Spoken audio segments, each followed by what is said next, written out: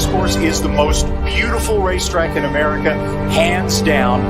Good afternoon, ladies and gentlemen. I welcome you to the breeding stock sale. Book one. Good to have you back with us.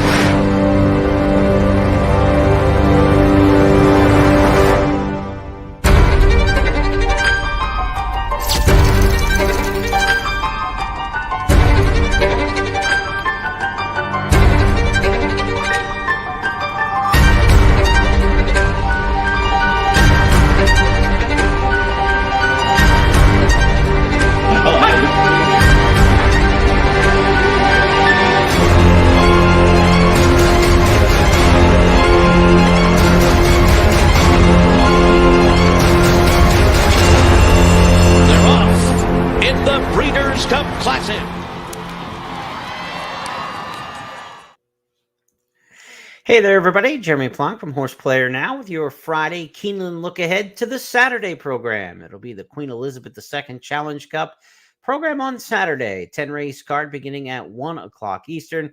The QE2, a grade 1 for 3-year-old fillies, the final grade 1 of the meet. Plenty of more stakes action here as we go through the end of the month and into the Breeders' Cup. But as far as the Keeneland Fall Meet proper, this will be the final grade 1 stakes. We'll see if Chad Brown can keep his hot hand going. He's won that race 3 of the last 4 years. He's got a couple top-notch contenders we'll talk about in just a little bit. No carryovers going into the Saturday card. Everything was taken clean off the table on Friday's racing action, and it was a good handicapping day. I probably used up too much of my mojo in one day. 7 winners on top. Happy and proud of that fact. 7 of 10 races on top. We did have a race with a couple scratches where we were down to our third choice as our top pick. Didn't have any luck there, but 7 for 10 on top. We'll take it.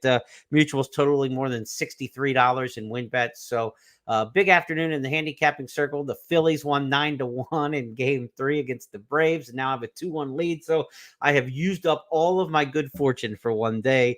But we're looking at tomorrow with the look ahead here. So what goes on here counts towards tomorrow's mojo. So maybe we get a reset there and we can have some good tidings again. But it was an excellent day handicapping. If you were playing the races today at Keeneland, you know this. But if you weren't, good day for Kenny McPeak with a couple winners. His barn is off to a really good start.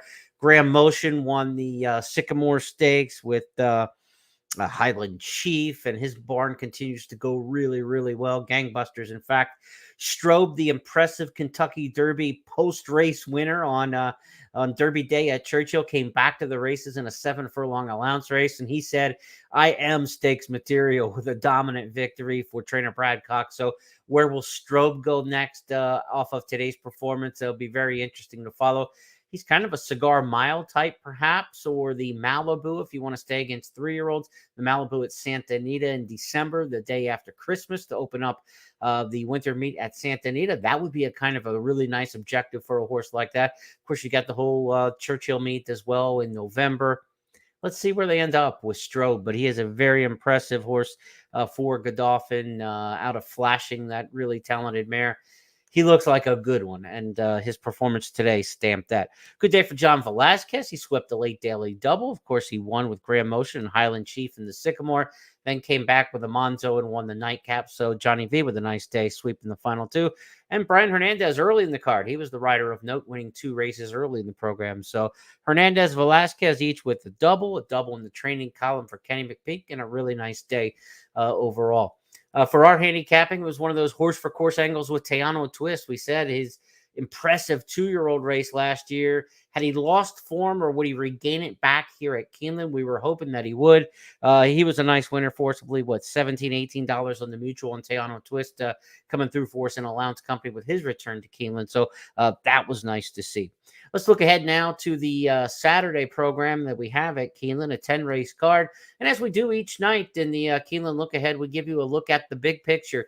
Here's how the 10-race card lines up in terms of wagers. The pick 5 is going to start in race number 1.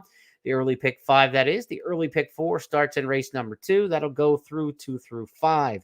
The 5th race then starts the pick 6. Again, we start fresh, no carryover. We do have the Keeneland Turf Pick 3 on Saturday with a trio of stakes races. So in green, you see TP3. That's the Turf Pick 3. Races 5, 7, and 9 will comprise that Keeneland Turf Pick 3. And if you go to the outside here on the right side column, you'll see that race number 6 is going to start the late pick 5. Late pick 4 on Saturday is going to start in the 7th. And then, of course, the stakes race on the program, race number 9. That is the Queen Elizabeth II Challenge Cup. Our 3 key plays of the day. We've got trainer Wayne Catalano that we're looking to see if we can't keep his horses purring. The Catman, his horses are running big. We'll talk about his horse in race number 2, one of the early card standouts, I think, in terms of an opportunity at a horse at a decent price. And similar to what we hit today with Teano Twist, there's a horse for course angle, I think, that we can kind of lean back at, a horse who's hinting back to what was really good form here in the past. That could be happening in race number 5, so we want to look forward to that one. And there's some big favorites I expect to see in races 6 and 9. Sunny River, short price in the morning line, and in race 6. And then in race number 9, McCulloch is going to be a big favorite for Chad Brown in the stakes race. Can we beat one of those two? Because if you look at the late pick 5, you don't want to take 2 super short prices and get excited. So which of those 2 or both or none can we beat? That's the key to how we handicap the Saturday card at Keeneland. Let's go to the handicapper selectors box now. We'll start handicapping this 10 race card with race number 1. We bring this box up each night so that you can see how the handicappers are in agreement or how we are in disagreement. Do we have the same kind of horses in each race? Is it a wide open race where there's 4 or 5 different top choices? Is everybody in agreement on a horse who's going to be a universal single? That's what we're looking for by presenting this box. Now, you can get the picks here at Keeneland.com on the handicappers consensus page. It's also a printable feature there. You get a nice clean look to print it out. This is a screenshot directly of what you'll see there on the website. So we start with race number 1. This is a mile and a 16th, $32,000 claimer. This is kind of like a mid to upper level claimer at Keeneland. Of course, we get down to around the 10,000 ranks at the bottom. You can get up as high as like 50. So at 32, we're kind of mid to upper here. And you get a different kind of horse in these races than you do in a lot of the claiming races because there are no conditions. You know, a 32,000 claimer, it's just for horses who are offered for sale for $32,000. So you may have a horse who's won 2 or 3 races. You may have a horse who's won 15 races as a veteran. Backside of the Moon is a 10-time winner in this race, for instance. So you get some real veterans in there, and then you get some horses like Second of July who have made just 12 career starts and has 3 wins, an excellent record. But horses of different seasons, if you will, in their career match up in these kind of open $32,000 claiming level races. Mile on the 16th, the trip here, and I think it's going to suit well for Backside of the Moon. This is a horse who's coming off a win, pressing the pace last time out. This is a 10-year-old who's just really found his groove again. His last 2 starts have been excellent. He won in July at Churchill. He came back and won during the September meet at Churchill. Tyler Gaffleone riding for Robertino Diodoro.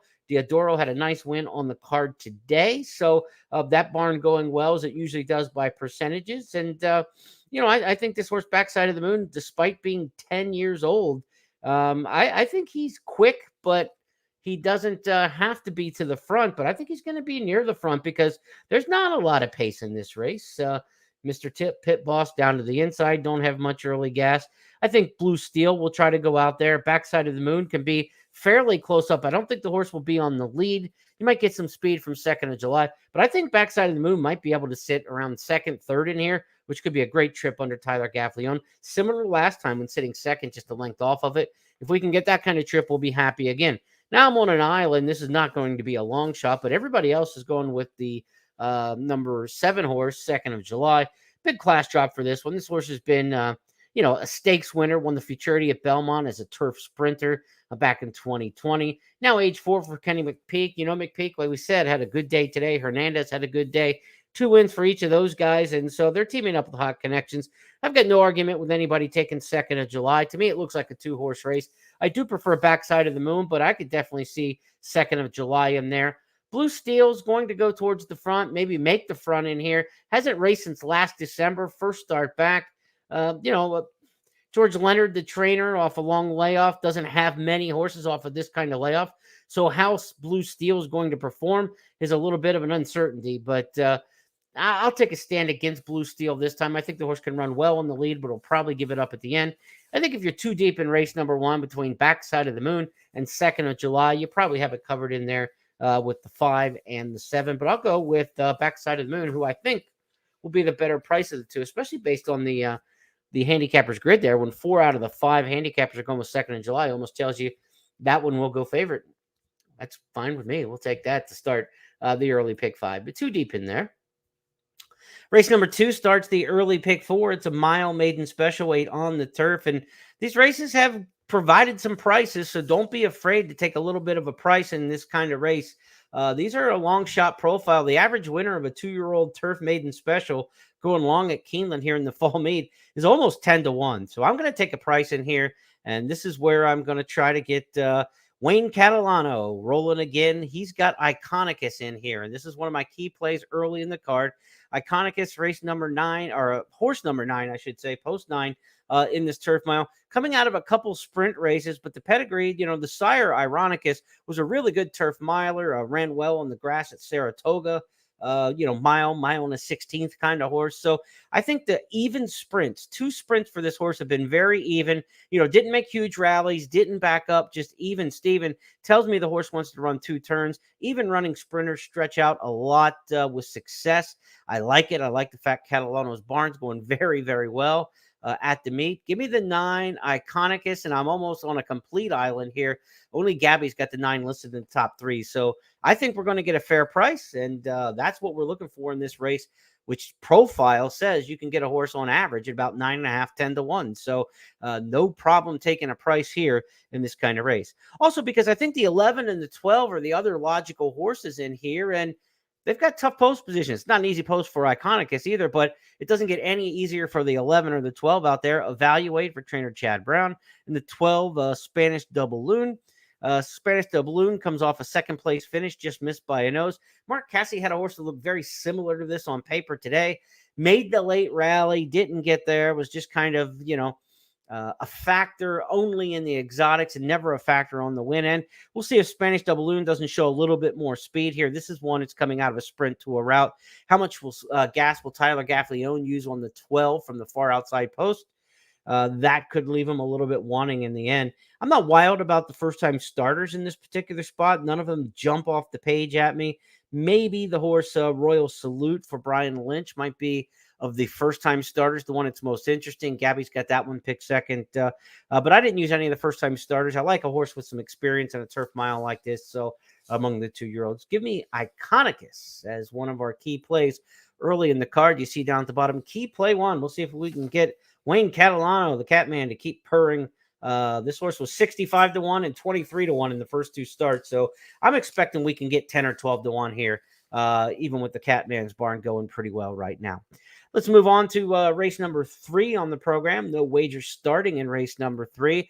This is one where Sue Ellen Michigan and Busy Echo, the 4 and the 5, get all the top picks from the public handicappers. And I've got it that way. I've got it 5-4. So if you look at this race, and Super Tale of Houdini is the 3rd option in here, perhaps. This is a 2 or 3 horse race when you're talking about multi-race wagers. I don't think you want to get too deep into this one. Maybe, if you could pick a single out, great.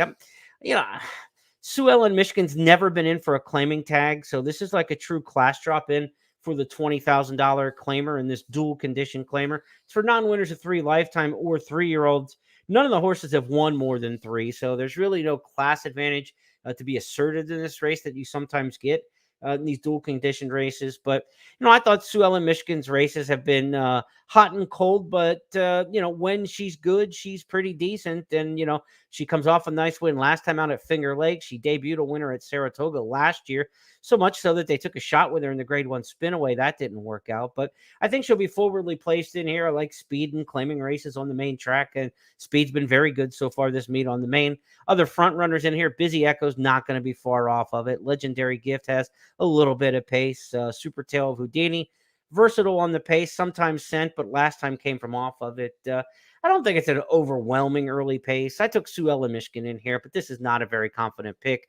I would definitely want to use Busy Echo as well. And if you use Super Tale of Houdini and want 3 deep, I wouldn't have any argument with you on that. I think, 2 to 3 deep in here. Sue Ellen Michigan, I believe, is a Seinfeld character. So if you're a fan of Seinfeld, maybe you jump in there with Sue Ellen, Michigan in race number 3. That'll be the top pick. Now, race number 4 is an interesting one for me because, look, I try to figure out trainer intent. And if you read the stats blog at Keeneland.com that I have in the expert pick section for Saturday's card, I try to explain it out a little bit. But there's a situation here where trainer Bentley Coombs in race number 4 has got 2 horses entered in a 7-horse field. He's got Aggressivity, the outside horse, and he's got the 2 Shadow Matter. When a trainer runs 2 horses in the same race, he's either got so many good or she's got so many good horses in the barn that they just can't find anywhere else to run them without running them against each other. You'll see that with Todd Pletcher sometimes. You'll see that with Chad Brown, folks like that, leading trainers at a meet. When Bentley Coombs runs 2 horses in a race at Keeneland, the other alternative is there's only 7 in this field. He really wanted this race to go. And by go, I mean, when entries were taken for this race, they were struggling to fill the field. And if this race is going to go and be run, you needed to hustle somebody else into the field. That situation, when there's a short field, 5, 6, 7 horses, and one trainer's got 2 of them in the field, chances are they really want somebody in this race, and they had to put somebody else in to ensure there'd be enough entries that they kept the race and didn't scrap it and use something else out of the condition book. I'm assuming here a little bit, but Aggressivity and Shadow Matter, both owned by 10 Strike Racing, Marshall Graham's group, and the very sharp owners here. I think they like one of these 2 horses quite a bit. They claimed both horses, Shadow Matter and Aggressivity, out of the same $32,000 race, September 23rd. Now, with Shadow Matter, they go to Morales, who had a great meet at Keeneland or at Churchill, and as a rider who's had success winning twice with just 5 mounts with this outfit. They go with Raquelme for the outside horse, Aggressivity, and just not the same level of rider. So I think the rider is the tell here. And I think the fact that they're both in here is very, very interesting. So I think there's a sneaky play here going in race number 4 with the 2 Shadow Matter. And again, I'm on an island here because if you just handicap on paper, you say, all right, Shadow Matter looks okay, but it's a 6% trainer stepping up in class off the claim for $32,000. I just like other horses in here. But I'm trying to go a little creative, think outside the box, and try to get inside the mind of the trainer intent and the entry here. And if I'm right, it'll pay off nicely because Shadow Matter looks like a horse who could be 6, 8, 10 to 1 in here. And nobody else picking in the top 3 except Kim's got him 3rd. So I'm taking a shot with Shadow Matter as the play here in race number 4. A lot of respect for Macron, for Steve Asmussen. Big class drop here coming out of stakes at Remington and Mountaineer and Prairie. Has been shopped around the country. A stakes winner, the Iowa Sprint in July. Now you can pick this up for $40,000, this Gelded Son of Frosted. You can almost be sure Macron is going to get claimed out of this spot. The other one to watch is Cost Basis. You must respect Robertino Diodoro with another claim that he's going to bring here. He's had success. We talked about it going into the card today. He won with the horse off the claim today. I would expect Cost Basis to be strong as well. So while I like Shadow Matter and I like all this, behind the scenes stuff that goes with it, it's not one of my key plays of the day because I think Macron and Cost Basis are going to be very difficult to beat. These are really tough horses. So I think the way you want to attack with Shadow Matter is get some win money, but also look at some exacta boxes. Shadow Matter with Cost Basis, the 4 or the 5, I should say, 2 with the 5 and 2 with the 6 and Macron. I think if you play those, I think you're okay. But Gabby's got the 1, Emerald Express, Lieutenant Junior Grade 3 for Tom Leach. So when you look across here, you've got top picks for the 1, 2, 3, 5, and 6. Nobody has a great feel for race number 4, and it's only a 7-horse field, and there are 5 top picks in this spot. So I think we're going to get a spread out tote board. But I like Macron and Cost Basis as the horses I trust most. Of the others, I'm going to use the price. So 2 to win, exacta boxes 2, 6, and 2, 5. And if I can get Shadow Matter 1st or 2nd, and I'm right on the sneaky trainer owner angle, maybe we got something here. So we'll go with that in race number 4. Let's go back to the big board as race number 5 is next. And this is one that is on our key playlist for the day. We're looking for a little deja vu out of a horse named Gray's Creek. This will start the pick 6. It also kicks off the Keeneland Turf pick 3. This is an allowance race, pretty much a stakes race at a mile and a 16th. It's a stakes race in certainly the representation in here. In Love, last year's winner of the Grade 1 Keeneland Turf Mile in the fall meet, comes back in this allowance spot. Now, hasn't won since, and In Love will try to get back on the beam for trainer Paulo Lobo. But, if In Love was as good as he was last year or even close to it, you would have seen him last week in the Grade $1 million race. Instead, he's running an allowance race for $140,000. A big purse, no doubt, but it's an admission that he is off his best. So I will try to beat In Love with some respect for him. Moulage, the 2, is a Chad Brown trainee coming out of the Bernard Baruch Stakes. Did not run well in there. They go to Lasix for the first time for this French export. And Moulage is probably a horse you definitely want to consider in there. The way Chad Brown on the turf always has to be respected. But I'm going back to Gray's Creek. If you watch this horse win here during the summer meet back in 2020, it was a fantastic turn of foot. Looked absolutely hopeless at the top of the stretch. Looked hopeless at the 16th pole and just laid it down. This horse really got over the turf well here back in 2020. Now, a couple subsequent starts at Keeneland says, well, what kind of horse for course is he if he came back and he ran 7th beaten, 3 lengths in allowance company, and he ran 5th beaten 2? In both of those races, if you look at the running lines, you're going to see the margin shrink. This horse made a move in both of them and then flattened out. Missed time rides, situational, where the pace and the fractions weren't just right. But if things work out well in this spot, I really think Gray's Creek is going to turn it on and make one good run. They went to jockey Gerardo Corrales last time at Ellis Park, an allowance company, and that ride was timed like a Rolex. And that's what you're looking for with this horse. They found just the right timing last out with Corrales. He's back aboard here. It's Paulo Lobo. He's also got In Love in this particular spot. I just really like Gray's Creek in here, and this is one of my key plays of the day. He's another big price in the morning line. We've had a couple 15-1 morning lines this week pop in. We've had several $17, $18 kind of horses. It's been a really good handicapping week of saying, you know what, forget the line, forget the expectations, go with what you think and press that opinion. Scott's also on the 7 Gray's Creek in here. I love this horse. And I'll tell you, if you're looking multi-race wagers, I would be bold enough to throw a single out there. If you want to play the pick 4 and the pick 5 and single to any of the horses I've got picked in the first 5 races, I think I like Gray's Creek better than the rest of them. So that says something at the price. What kind of price will he be? Maybe he'll get bet down off the 15 and be 6, 7, 8 again. But if we get another $15 horse in and it's a key play for you, intra race, it helps you in that pick 4, it helps you in that pick 5. That's what you're looking for. So Gray's Creek in race number 5, really one of the linchpins of the day for me. If he has a good effort in race number 5, I'm feeling good about the pick 4. I'm feeling good about the early pick 5, and I'm feeling good about the win potential and the price that we could get there. To the 6th race, we go next on the Saturday card. These are maiden special weights going a mile and a 16th on the main track. And look, Sunny River is going to be a big favorite in here for trainer Brad Cox. Let's see how the early pick 5 stacks across the line with my fellow handicappers. It's Sunny River for Scott and Tom.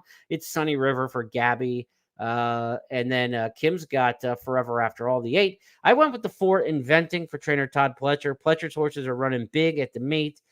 This one coming off a mile race, a 1-turn mile last time at Aqueduct. Has run the 1-turn mile at Belmont and has run the 1-turn mile at Churchill. I love 1-turn milers when they stretch out to the mile and a 16th here at Keeneland. They only have to get to the 16th pole finish line. So the 1-turn milers usually have a little brilliance about them. They can get in position for the 2-turn race. And then when they turn for home, they just got to get to that 16th pole. So I like Inventing coming out of the 1-turn mile. I know Sunny River's coming out of the exact same thing. And you say, well, why would you lean on one over the other? It's about the results, right? I mean, Sunny River was beaten last time at 89 cents on the dollar. The time before that, he was beaten at $1.11. So he's lost at 4 to 5 and 6 to 5 in his last 2. If he wins, you tip the cap and you say, good job. And I tried to beat you at a little bit better price. That's simply what it's about. I think Inventing's on a similar plane. I don't think Sunny River's that much different, but I think you're going to get, considerable difference in price. Sunny River's probably going to be even money again. And maybe you can get 2 to 1 on Inventing. And if you're looking at the late pick 5, a lot of people, when the pick 5 comes up and they see an even money shot on the board like Sunny River, they're just going to go ahead and single and assume they can get through this leg because the public must be right. Well, sometimes they are, sometimes they aren't. But if you beat the public in that first leg, all of a sudden your price goes up. The rest of the way, you can look at the rest of the pick 4 sequence or the next 4 races of the pick 5 and feel good about yourself that you beat an even money in the first leg. Feel good that you're going to get a nice payoff. And so that's the position you can be in after race number 6. Sunny River, looks logical. I've got no argument if somebody wants to take him. I think it's about price, though, and being bold and knocking off the price who's been beaten favorite twice. Forever After All, you've got to consider in here as well. Trainer Al Stahl has had an excellent meet to start here. Forever After All, though, is like a little bit more of a come from behind her. A couple mile and an eighth races already on the belt, under the belt. Beaten at 3-5 last time. If they've gone a mile and an eighth, they kind of admit we really don't have any speed. So now they're turning back to the mile and a 16th in the short stretch. I think Forever After All is going to run out of real estate and just kind of run evenly through the lane. So I think this race comes down to the 2 big favorites. It's Inventing and it's Sunny River, but I'll take my shot with Inventing in there in race number 6. Let's go to the 7th on the Saturday card at Keeneland. Pick 4 starts in here, the late pick 4. Also, the Keeneland Turf Pick 3 kicks up its heels in leg B. So it's races 5, 7, and 9 for the Keeneland Turf Pick 3. 7th race is one where I've got to be honest here. This is one where the horse I like best is on the also eligible list. His name is Permafrost, 2-year-old by Frosted out of Rejoicing. Just a blue hen mare. Just done tremendous. This whole female family tracing back to Personal Ensign, and I like Permafrost stretching out here to the mile off the debut when running 4th with some trouble. I know you're in post 15 to start, or you're in saddle towel 15. The best you can do maybe is post 12 if you draw into this race. It's going to be a tough post position. But the horse I like the most is Permafrost in here. We're going to have to wait for the scratches and changes, honestly, to see if we have much of play with that one. As we look at the other handicappers across the way in race number 7, it's Ashcroft the 7. It's the 11, 6 Missions, number 7. Worthington, the top pick for both Gabby and Kim. And Worthington looks like the most logical horse in here for sure. Coming off a 3rd place finish in the career debut when a tough post at Kentucky Downs going 7 furlongs from the outside. A good effort in that one. Should move up 2nd career start. Mike Baker's not a great first time out trainer. So when a horse like this runs well, outruns the odds 18-1, I think Worthington's a logical horse in a race that doesn't have a lot that you're really going to get too excited about. Team Leader's kind of a tough one to get an evaluation of. Comes off a beaten favorite situation in both the first 2 career starts. Adds blinkers, tries the turf, but Brendan Walsh's barn is just ice cold at the meet. I mean, Walsh can't get anything going. He had a favorite today at the short odds and I think finished 2nd or 3rd. It's just not clicking for Brendan Walsh right now. So to take Team Leader, who's been beat at 8-5 and 2-1 in the 2 career starts, is the favorite.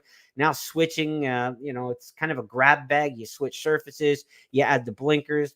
If Team Leader wins, again, you just kind of, tip your cap if, and wish Brendan Walsh well. You don't certainly want to see anybody in a poor streak where things aren't going right for him. But if you're gambling on the races, you just have to kind of play it by the numbers and not your heart and sympathies. Brendan Walsh is kind of a bet against right now with a lot of his horses. So I would try to go against Team Leader. One long shot to keep an eye on in here. We've tried this angle, I think, twice this week already, and haven't had too much success. The horses have kind of run middling races, but Tollgate Canyon's another one where Joe Sharp comes in 2nd time start. He moves to Luis Saez and upgrades the rider. This is usually, like, I would think, an aggressive move and a positive move. His horses move way up in the 2nd career start. So give him an out the first time with Biscuitza up. Now they come back with Saez and Mean Business in start 2. Jock trainer combo hits, 33% here at Keeneland. But I've tried this once or twice this week with these connections to no avail. So Tollgate Canyon is one that I think it's a price, I believe 20-30-1 on the morning line here in race number 7. I think it's one you might be able to get a little creative with and try to use a bit. But again, I will like Permafrost. If Permafrost gets into the race, I'm not worried about the rest of it. It's just a straight win bet for me at that point. I like Permafrost quite a bit, but we've got to see the scratches and changes to know how we can even really attack this race. If Permafrost is not in the race, this becomes a widespread race for the pick 4 and pick 5. Race number 7 is not one that you're going to lock down here. It's part of the Keeneland Turf pick 3, and you're probably going to have to spread. Now, look, I do like Gray's Creek in race number 5 as far as the Keeneland Turf pick 3 goes, and I would only use Gray's Creek in there. I feel good about him. So if you want to spread in the 7th race, and then if you can narrow down the 9th, the Keeneland Turf pick 3 could be very attractive here because Gray's Creek's not going to be among the favorites. I think the horse will be a fair price in race number 5. If you can go deep on each $3 combination on the ticket, you can in race number 7. Now you're starting to give yourself a chance. If Gray's Creek wins, you could be sitting on a nice Keeneland Turf Pick 3 into the stakes race, which has, a smaller field and more limited options. And even if you like the favorite McCulloch in there, then you could take McCulloch as a single in race number 9. If you can spread out in the 7th and get Gray's Creek home in the 5th, I wouldn't argue with anybody trying to take that kind of approach. We said, maybe we can beat one of the chalks, Sunny River, in race number 6. The other one would be McCulloch in race number 9 that we can try to knock off if we get there. But before that, we've got to get to race number 8. And 8th race on the card is a tough one. This is one where I don't have, again, there are a couple of races that I really like. I think Iconicus in race number 2 gets me excited. I think that trainer angle with Shadow Matter in the 4th is interesting. The Gray's Creek race for sure in race 5. But now I'm getting into some of these races where when I don't have an opinion, I tell you so. I don't have a strong opinion. I used You're So Silly on top in this race in race number 8. You look across Scenic Masterpiece, the top pick by 3 of the public handicappers, and Cancel This, the other one. So 6, 5, and 2 look like the logical horses, and those are the ones I have in my top 3. But which order you shake them up and pull them out, I don't have any strong opinion on there. One thing about You're So Silly, comes off a win last time by 3/4 a length at 26-1. But look at the distance they put on the 3rd horse, 7.5 lengths back to 3rd in a big field of 12. So they spread eagled that field. And You're So Silly, fast fractions, finished up in 110 flat. Good time for maidens. So maybe she comes right back. Phil Simms is kind of hot and cold at Keeneland over the years. Sometimes you get a Phil Simms roll going. We haven't seen him at the meet yet, I don't believe, to this point. It's a little bit of a reach. I don't think you're going to get a great price on anybody in this race. This is a tough one for me to really embrace intra-race too much. Cancel This, the 2 has been, right there knocking on the door. Top 3 finishes in 4 of the last 5 races, but no wins in quite some time. And since breaking the maiden as a 2-year-old last November. So 2, 4, 6, 8, 9 races in a row for Cancel This without a victory. Can I get too excited on that one at a single digit price? Probably not. So maybe it is Scenic Masterpiece coming in from California. Jonathan Wong, one of the top trainers at Golden Gate Fields. If you're not familiar with him, he had a good summer at Del Mar too. Jonathan Wong, usually the top trainer by a long distance at Golden Gate Fields in Northern California with the synthetic runners. Scenic Masterpiece has never run on the synthetic, so that might tell you that he knows that she doesn't like it that much, perhaps. It's been all turf, and then they went down to Del Mar and Santa Anita to run on the turf. Maybe Scenic Masterpiece just, handles these. Comes off a 4th place finish last time in the Chillingworth Stakes. In the Chile, CC was the dominant winner there, last year's Breeders' Cup Filly and Mare Sprint winner. There is nobody in that zip code in this race. I mean, this is not a very good allowance race. So Scenic Masterpiece coming out of that race, getting beat 6th last time. Prior to that, ran against Awake at Midnight. It's a pretty good Doug O'Neill Stakes kind of horse. Running lines certainly go to Scenic Masterpiece. Probably the horse to beat in here, and probably the one I should have taken on top. Makes a lot of logical sense.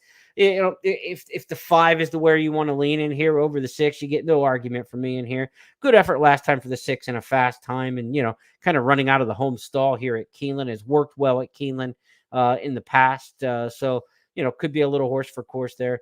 You're So Silly, a tepid choice over the 5, Scenic Masterpiece. I guess looking at this and talking it through a little bit more, you're probably too deep in here and pretty comfortable in the pick 4 and pick 5. You're So Silly if you want to go for the upset.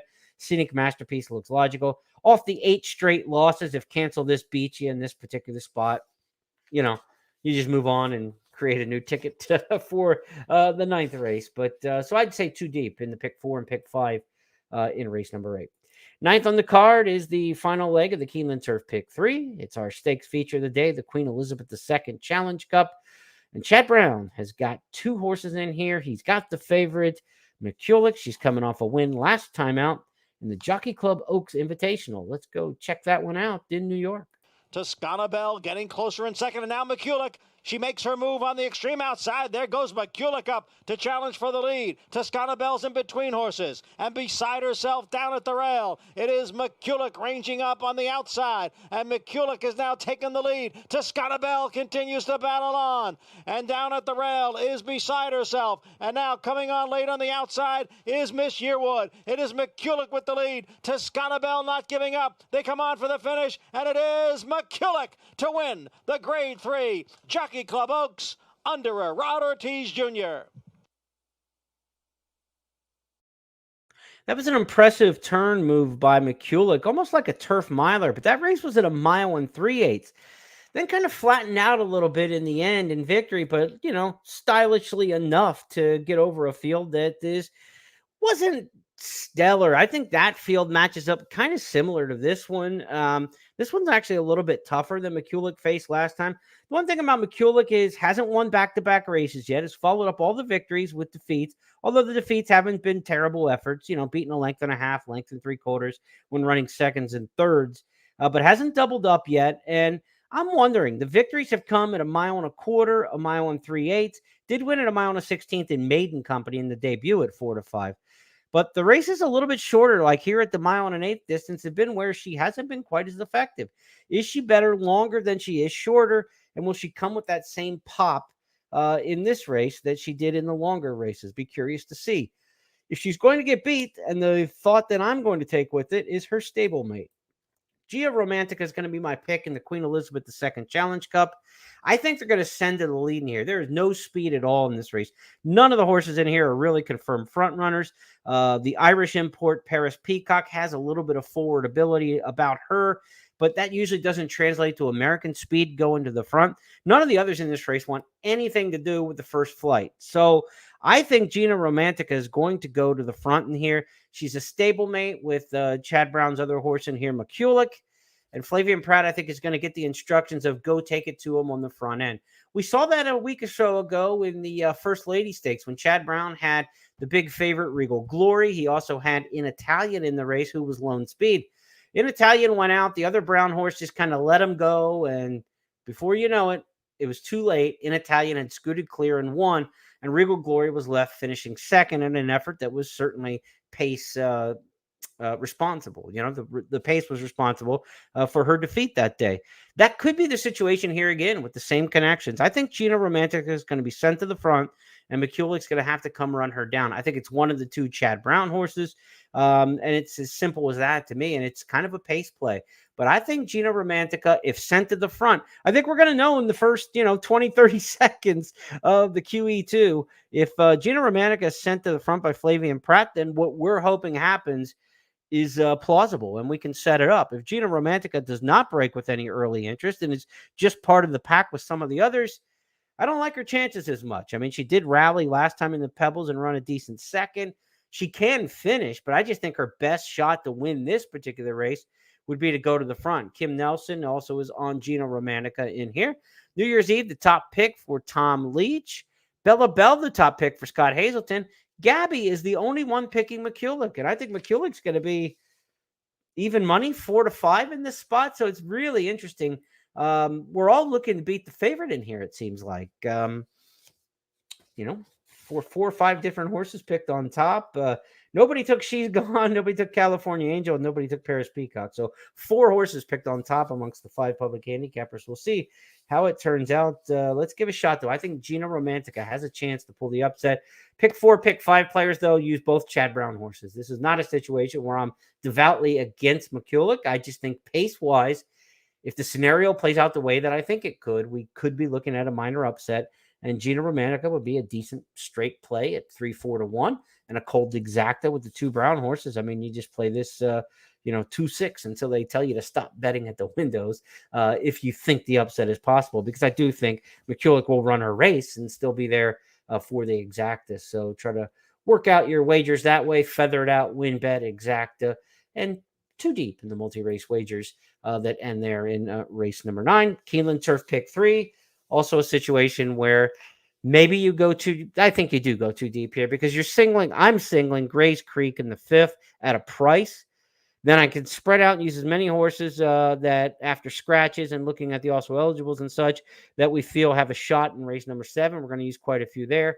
We can afford to probably go too deep in here and use both Chad Brown runners in the Keeneland Turf Pick 3. Same goes for the late pick 4, late pick 5. I would use both of those in there. So trying to beat 2 chalks, I think we're going to beat 1 in race number 6. I think Sunny River is a little bit vulnerable in there, and I think we might beat 1 in race number 9 as well. So if you want to play the late pick 4 or pick 5, there's some reason to do so, because if we knock off a couple of those favorites, 1 or 2 of them, then you're starting to look at some really nice potential payoffs. 10th and final race on the card on Saturday.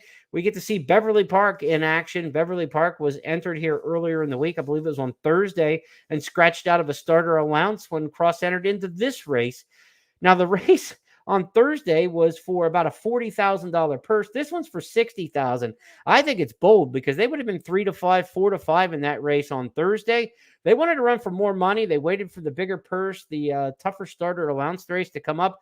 I like that confidence play. Beverly Park, if you don't know, is an 11-time winner this year. 23 starts this year. It's like a harness record, right? I mean, we're here in, I don't know, it's October. What are we, about 35, 40 weeks into the year? And the horses run for the 24th time coming up. Now, last year, Beverly Park was 9 for 10 with a second place finish. So her success this year just didn't drop out of the sky. You're talking about a filly who is 20 for 33, or a horse, I should say. The horse, Beverly Park, is a horse, a 5-year-old horse, who is 20 for 33 over the past 2 years, 21 career victories. You're going to have to beat Beverly Park and knock them off the court. It's like kind of like a pickup game. You know, you play make it and take it, and you play pickup games, and you stay on the court until somebody beats you. Well, somebody's going to have to beat Beverly Park to get them off the court. So I like him in the finale. I think you just settle in on that runner. Beyond that, Feast has a good shot in here coming out of the Rumson Stakes, a win last out in Stakes Company and a fast time at Monmouth. That was going 5 furlongs. More of a 5 furlong horse, trying 6. So you know the speed's going to be there with Feast. It's about the stamina for 6 furlongs. Beverly Park's pretty pace versatile, and I think that's going to be helpful. So I would expect Feast to have the lead in this race for a good bit of it. Beverly Park to run him down. That's kind of the story with everybody here, right? A lot of 7-10s, 10-7s across the way. I would single with Beverly Park and go with it that way. If Feast beats me on the front end, so be it. Feast had a shot here at Keeneland going 6.5 for just a 20,000 claimer and backed up. A little different ball game, going 6.5 than some of the races that Feast has been in lately. So I'm on Beverly Park. I'm all in the finale. And my apologies for calling Beverly a her. Beverly Park, of course, the 5-year-old horse and the winningest horse in America this year. No horse has won more races than Beverly Park with 11. That number will probably hold up for the entire year, but don't be surprised if number 12 doesn't come on Saturday in the finale. That's going to wrap up our preview of the Saturday Queen Elizabeth II Challenge Cup. First post is 1 o'clock at Keeneland. Be sure to check with Scott and Gabby tomorrow morning at 11:30 a.m. as they have Keeneland today, and they'll give you all the scratches and changes, Tom Leach's long shot plays of the day, the Clocker reports. Updated scratches will be a big deal for us. We want to see if Permafrost stays in race number 7 or doesn't draw in off the AE list. We'll check all that out with Scott and Gabby at 11:30 tomorrow. Good luck, everybody. We'll be back on Saturday night then to look ahead to the Sunday card as we get through week 2 of the fall meet at Keeneland. Good night.